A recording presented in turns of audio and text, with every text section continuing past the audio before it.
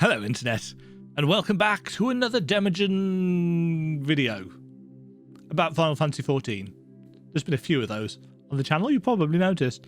The patch 5.3 special site thing is live, and I haven't looked at it yet. And because I have been, to be fair, a little bit out of sorts over the last few weeks due to lockdown and all that kind of stuff, I've missed a lot of the information about live letters and this, that, and the other that have been going on about patch 5.3. I know it got delayed, but realistically, that's all I know. So even this date here is actually news to me, which is weird because I just finished recording a video talking about my plans for gaming in the next month, and Final Fantasy XIV. Well, Final Fantasy in general, I actually say I didn't have any plans for because I didn't know this was coming out. So now I do, so I'm going to have to go and re-edit that video. Yay!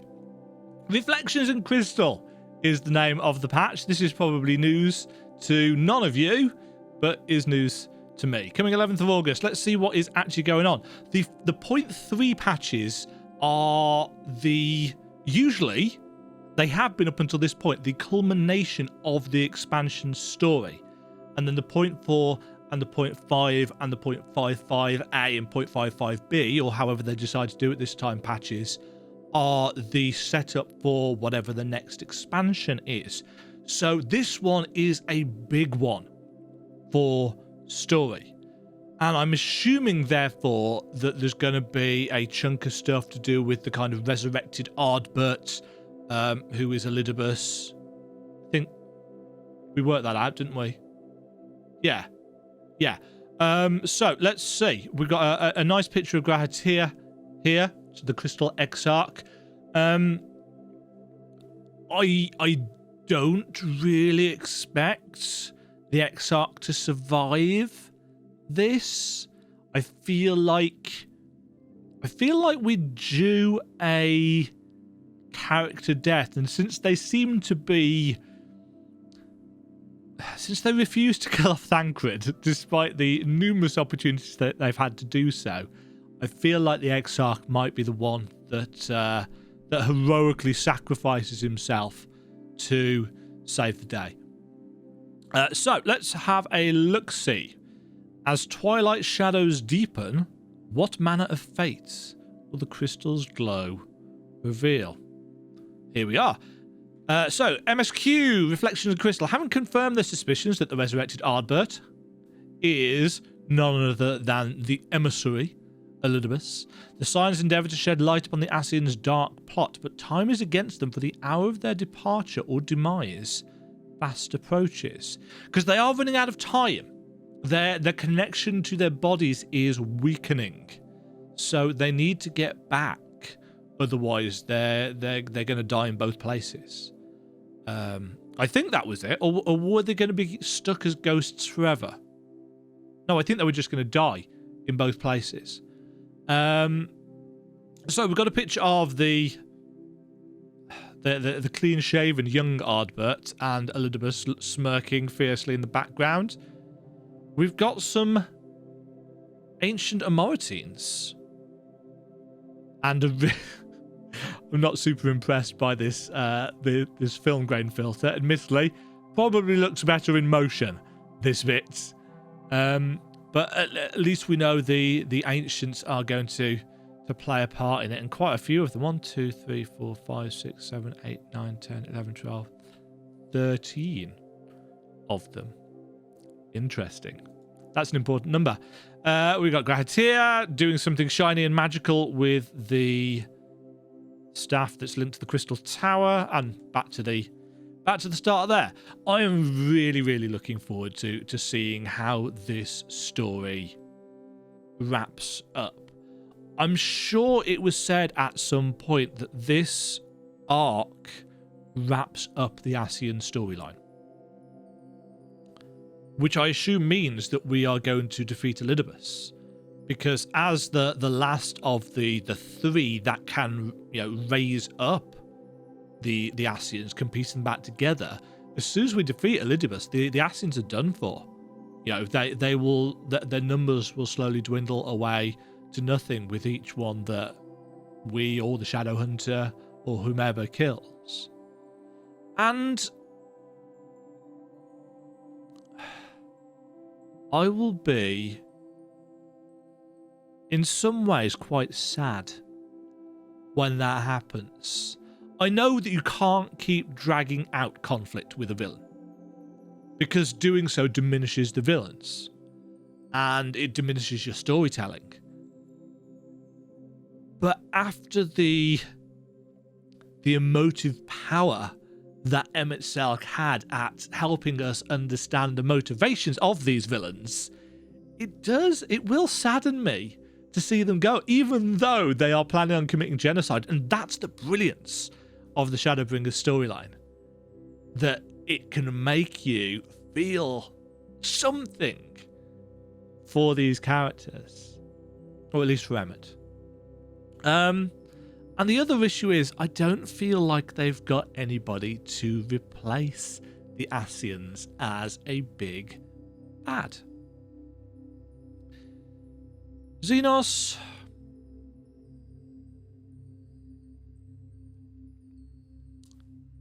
Xenos is just a little bit Mary Sue, for my liking. He's just a little bit, can do whatever he wants. You know, by harnessing the power of the Revenant? Revenant, is it? Resonance. Yeah. It kind of feels a bit of a cop-out that, you know, he can do whatever he needs to do for plot purposes just by harnessing this power. And that does feel, you know, Mary Sue-ish, or whatever the masculine equivalent of Mary Sue is. I should probably know that as a writer, but I can't remember off the top of my head. He's just not as interesting a character. You know, I didn't particularly like him, really, during Stormblood. So, to find him coming back now, towards the later stages of Shadowbringers, I feel is kind of...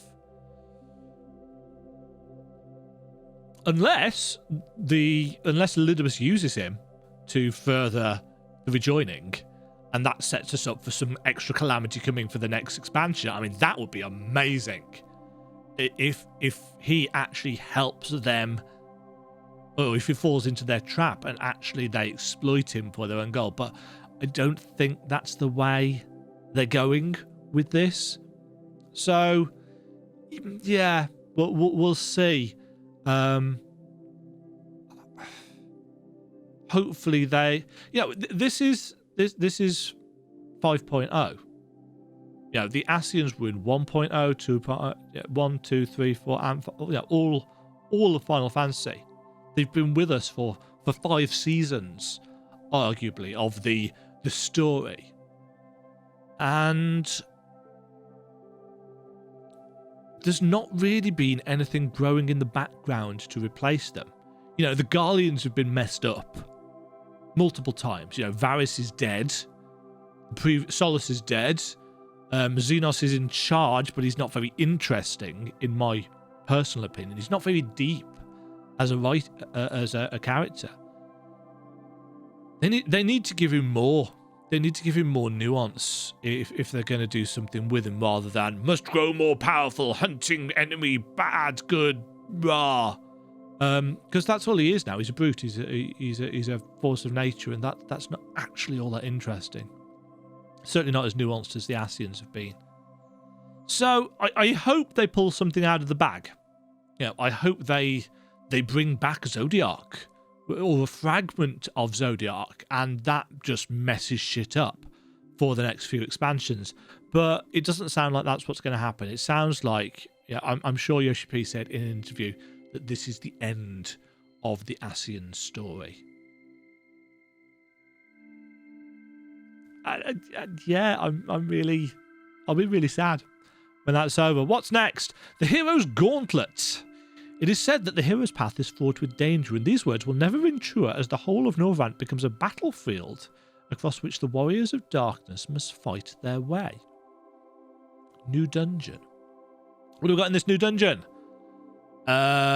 We've got some Ilmeg. We've got meteors. meteor shower in the background. So clearly Elidibus's plan on sparking the echo off in a lot of people has done something. In fact, we've got the crystal tower over here in the background as well. Big stormy sky, lots of atmosphere, interesting kind of contrast of colours. I've always found the outdoor dungeons in FF14 to be really interesting breaks of pace. So, yeah, that's looking good. That looks a lot like Reen. Although it's not, because that is clearly Reen. There. Oh, look, it's us. And Alf... No, that's Alizé. Although Alphino's around clearly somewhere. Plot development, I hope that Carbuncle just replaces Alphino forever. It would make more sense. That is a very... It's an interesting outfit, isn't it? It does strike me as something a little bit more anime than their normal kind of outfit. You know, that kind of thin striped bodysuit style thing. And that staff as well looks very kind of Korean MMO almost. But yeah, this is definitely Unmed because they've got the little grass sculpture statue things. Oh, and the armor sets. What is that?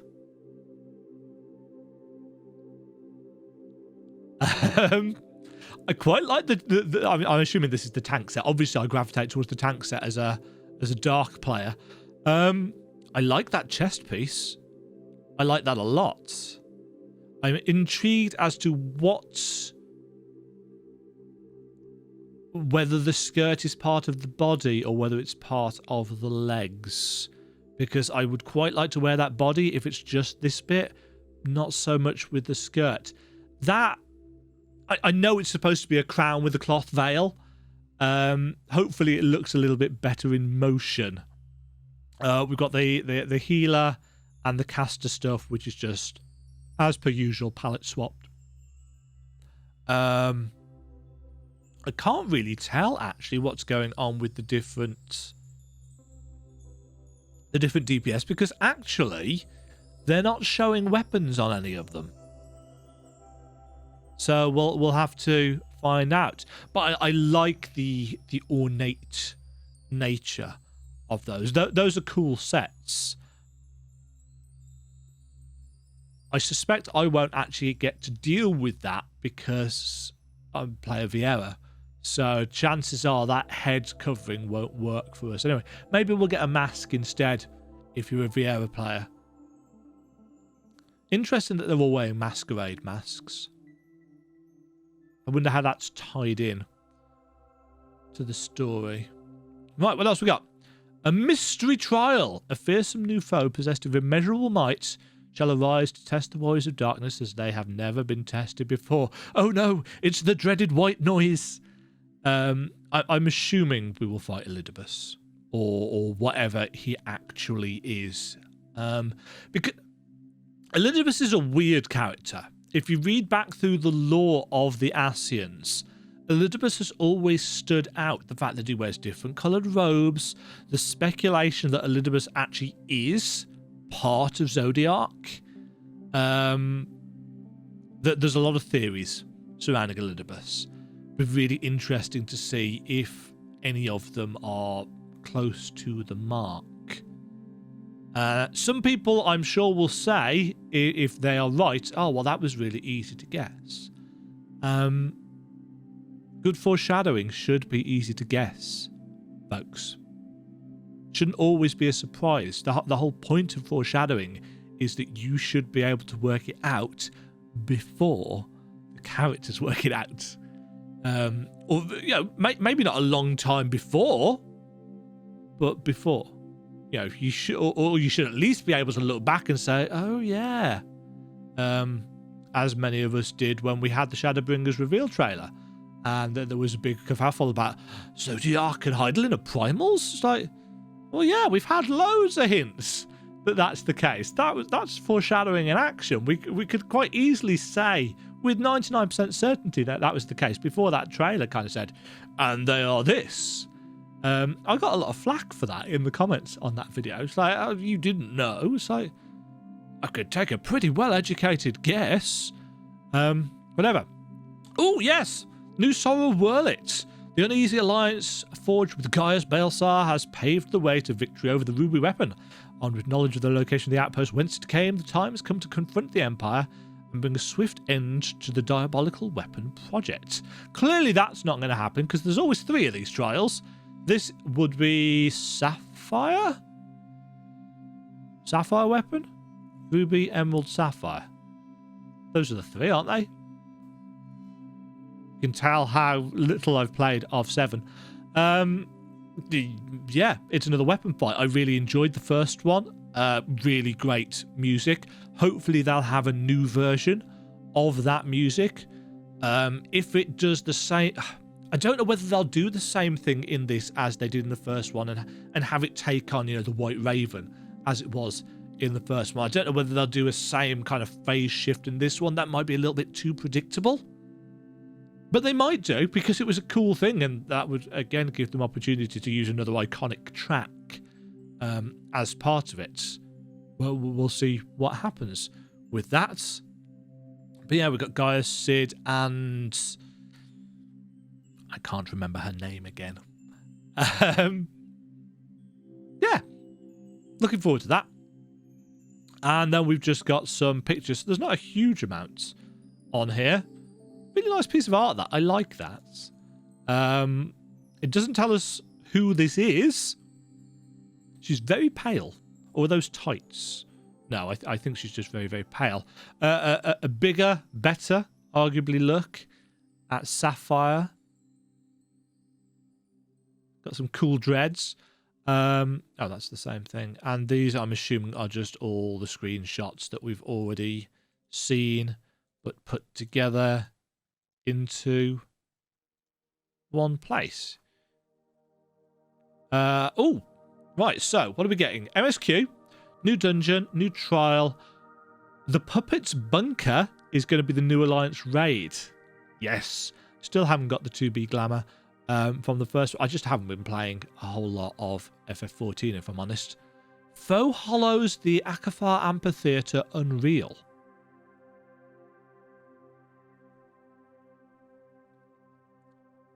That's the upscaled level 80 unsynced thing, isn't it? Faux Hollows. And I do mean really, really vaguely, remember something along those lines being mentioned.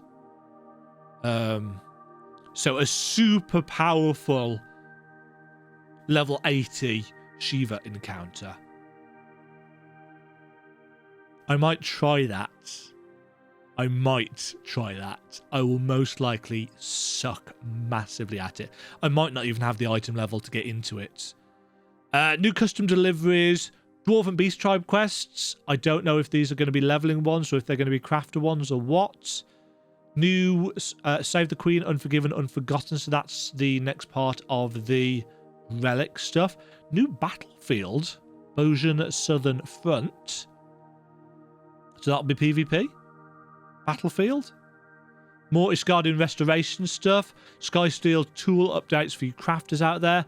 Realm Reborn area improvements. So I assume this is going to be our flying in Realm Reborn zones, which will go... Is this the patch that the Realm Reborn stuff is getting updated anyway as part of New Game Plus? Trial Synthesis? Don't know what that is. Sundry Splendors? I don't know. That sounds, again, like crafting stuff, and I've done so little crafting in FF14. But there's a lot.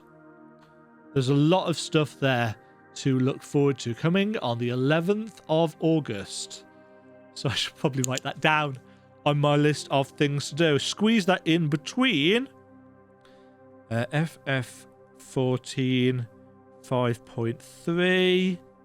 11th of August. So that's squeezed in between Horizon Zero Dawn and Kingdoms of Amalur Re-Reckoning, or whatever it was called. I keep saying Re-Reckoning as if that's definitely what it's called.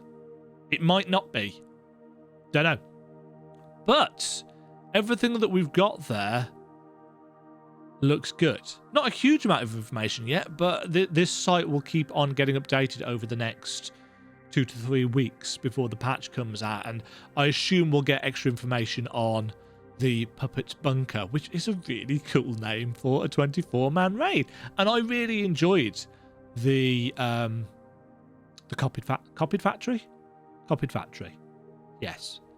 There's a lot of stuff coming out in 5.3. A lot of stuff coming out in 5.3. Probably why it's been delayed a little bit because of, COVID and Square Enix working from home for the most part. So with this kind of amount of stuff, it's no wonder that it had to be delayed a little bit. But August the 11th. To be fair, because I've been playing other things and I'm not a diehard must-play FF14 every day kind of player, it doesn't really feel all that long since the last patch. I don't even know actually how long it has been. Does it say 5.2 when 5.2 came out?